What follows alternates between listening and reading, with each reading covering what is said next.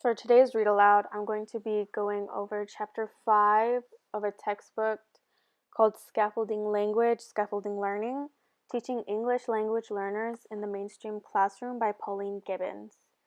In chapter 5, Learning to Write in a Second Language and Culture, Gibbons talks about how today's literacy is very different from literacy in the 19th century, where students usually only needed to be able to write their name.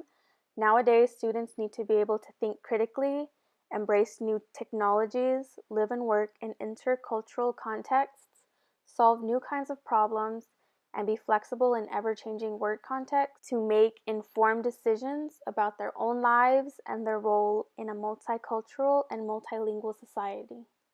Some challenges for EL learners. Drawing from knowledge of your own students, consider some of the characteristics of good writers and less effective writers. Effective writers are likely to think about and plan their writing before they begin. They understand that writing is a recursive process, that writers continually revise and edit at all stages of their writing, from first draft to final product. They are able to anticipate the needs of the reader by including enough information about the topic so that the reader can make sense of what he or she is reading, and by using clear signaling devices such as connectives and conjunctions to indicate how ideas are linked. They're aware of the linguistic differences between writing and speaking. They know that writing language is not just speech written down. They understand the cultural purpose of the text and how to organize the major ideas coherently.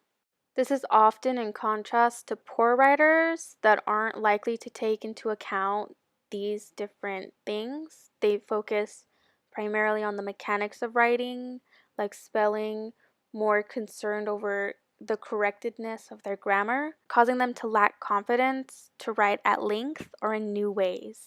As well, their writing tends to sound like speech written down, and they have difficulty revising and editing their own work. For young ELL learners, learning to write in English who are not already literate in another language have even more to learn about writing, like grasping concepts of print, sound symbol relationships, directionality, and the notion that written symbols are not arbitrary but fixed is a lot more difficult if you're learning to do it in a language that you're not strong in. Many literacy practice may also be built on the presumption that EL learners have already developed strong spoken language skills in English, and that these learners have internalized the same kinds of understandings about how to use it as fluent English speakers of the same age. There's also a strong tendency in the national curriculum and assessment documents of several English-speaking countries to assess EL learners as though they have identical language resources to English mother tongue speakers. In addition, assessment systems designed for English speakers rarely acknowledge that many EL students are literate in another language, so the full extent of the learner's language resource is not acknowledged and their progress and achievements as biliterate learners not considered, making it increasingly important that classroom teachers are aware of what language knowledge their students bring to the classroom and to build on this as a significant resource for the development of literacy. What is genre? Now we're going to look at some of the types of writing that are common in school, and we consider some of the cultural and linguistic knowledge needed to produce these forms successfully for ELL students. Now, there are different forms of literacy writing, like poems, plays, or novels, that are often referred to as genres. These general distinctions are often further categorized in adventure novels, detective novels, romance novels, and so on. However, the word is now used with a much broader meaning to refer to the range of ways in which things get done through language in a particular society or culture. Of course, there are very different kinds of genres, but we can say that each of them that it occurs within a culture has a specific social purpose, has a particular overall organizational structure, and is characterized by specific linguistic features. Genre of schools. A number of written genres associated with learning in schools include recounts, narratives, information reports, procedures, arguments, discussions, and explanations. Narrative is one of the most common genres that children are expected to use early on in their school life, but in recent years, national curriculum documents in the United States have increasingly recognized the importance of students writing nonfiction texts, and in particular being able to present well-reasoned personal opinions or a persuasive text in writing. Explicit teaching about writing. In the 1970s and 1980s, there was a strong reaction against traditional teacher-controlled ways of teaching writing. This reaction was embodied in what became known as progressive approaches, with great importance placed on the process of learning.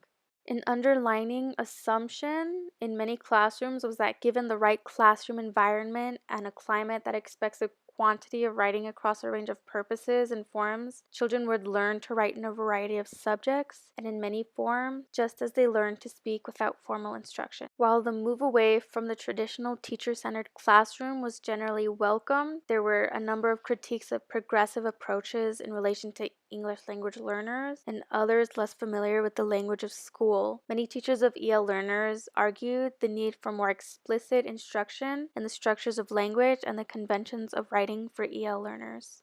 A number of researchers also argued that purely process-oriented approaches tended to reinforce existing social inequities, since what was expected of learners was often not made explicit, and that this lack of explicitness may actually prevent some students from achieving educational success. Lisa Teplett argues that the conventions of writing need to be explicitly taught, and that they not simply picked up by students for whom the language and assumptions of the school are unfamiliar, arguing that if you're not already a participant in the dominant culture, being told the rules of that culture explicitly makes acquiring power easier. So teaching explicitly means that students are encouraged to reflect on how language is used for a range of purposes and with a range of audiences, and that teachers focus explicitly on those aspects of language that enable students to do this, relating to real-life use so that understanding about language is developed in the context of actual language use, foster active involvement in learning, independence in writing, and the ability to critique the ways that language is used in authentic contexts, such as ways it's used to persuade and control, and its explicit teaching reflects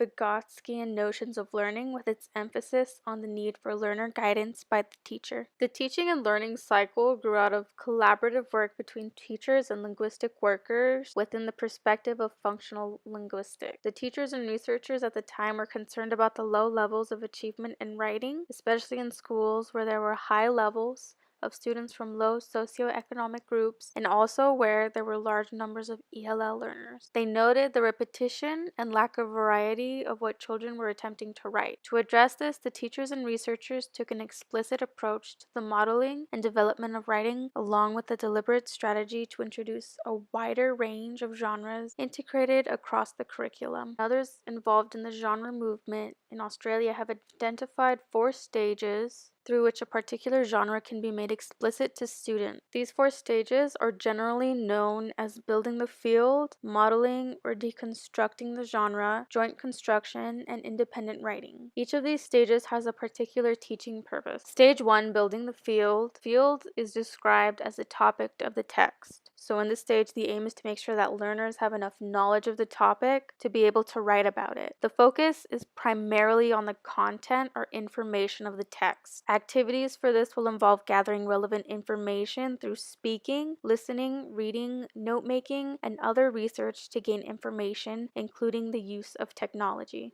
Stage 2 is modeling the genre. The focus here is on the form and the function of the particular genre that the students are going to use in their own writing. The aim is for students to become familiar with the purpose, overall structure, and linguistic features of the type of text they are going to write. Stage 3 is joint construction. Here the teacher and student write a text together so that students can see how the text is written, focusing on illustrating the process of writing a text while also discussing the language features features associated with the genre and the content. Stage 4 is independent writing. At this stage, students write their own text using the appropriate process of drafting and conferencing. It's important to recognize that integrated with the subject teaching, these 4 stages may take several weeks or longer to work through with students, especially if the focus genre is one that the students are unfamiliar with. Teaching and learning cycle itself could provide an organizing framework for an entire unit of work, but it's never a single lesson. The teaching and learning cycle can also be used with very young students and those new to English, although the length of the text is likely to be shorter, and they are very likely to need additional support at the independent writing stage. One of the simplest genres to begin with is a personal recount. A recount reconstructs past experience and is a retelling of an activity or a sequence of events in which the speaker or writer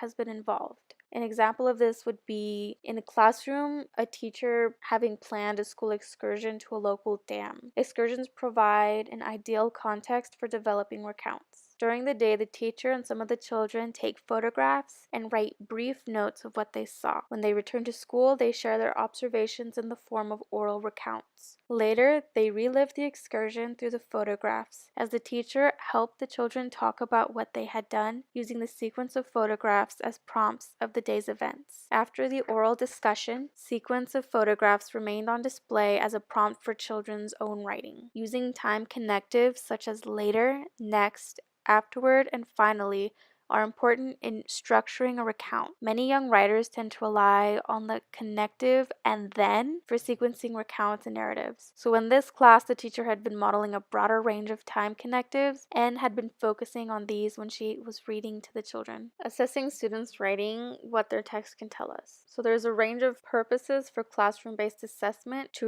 report to other teachers and parents, to give feedback to the students, and to inform subsequent learning and teaching. Among the most important of these is the ongoing assessment teachers carry out to learn what their students are able to do. Only if we know students' current abilities can subsequent teaching be truly responsive, and only then can we plan how to take students further. Using the Vygotskian idea of the zone of proximal development discussed, we must know what the learner is able to do alone before we know what to scaffold next. The more time you have spent on the stages of the teaching and learning cycle, and the more planned and responsive the scaffolding, the more likely it is that students will write effectively, feel they have control over what they are writing, and gain confidence in using written language.